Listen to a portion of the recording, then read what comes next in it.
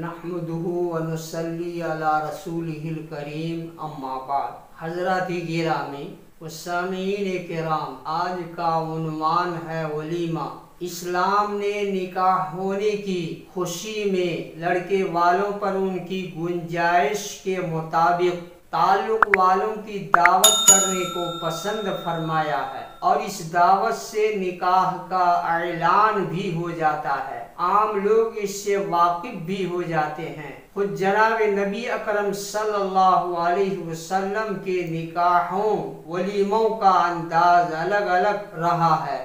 کبھی تو جو کچھ حاضر تھا اسی پر اکتفا کیا گیا، اور کبھی ایسا بھی ہوا کہ آپ نے حضرات صحابہ کرام رضوان اللہ علیہم اجمعین سے فرمایا کہ سب اپنے اپنے توشہ دان لے آئیں۔ پھر جب سب کے توشوں کو جمع کر کے دعوت کر دی گئی اور اسی کو ولیمہ سمجھ لیا گیا۔ نبی اکرم صلی اللہ علیہ وسلم نے فرمایا شر الطعام طعام الولیمۃ یدعی لها الاغنیاء یترک الفقراء، یعنی سب سے بدترین کھانا ایسے ولیمہ کا کھانا ہے جس میں صرف مالداروں کو دعوت دی جائے اور فقیر و غریب کو چھوڑ دیا جائے۔ آج تقریبات میں فضول خرچیوں بے شمار روپیے پانی کی طرح بہائے جا رہے ہیں۔ محض ڈیکوریشن اور سجاوٹ میں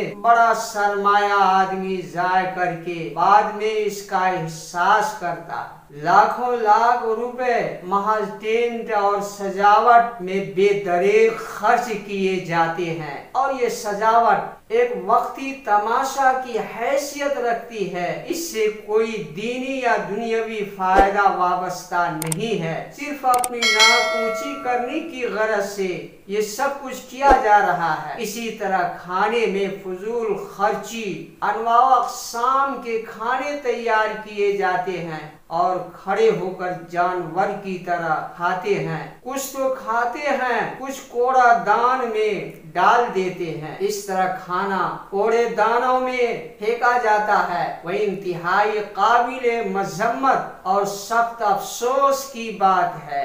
حالانکہ آقا مدنی تاجدار مکی جناب محمد الرسول اللہ صلی اللہ علیہ وسلم نے فرمایا اکرم الخبز، روٹی کا اکرام کرو۔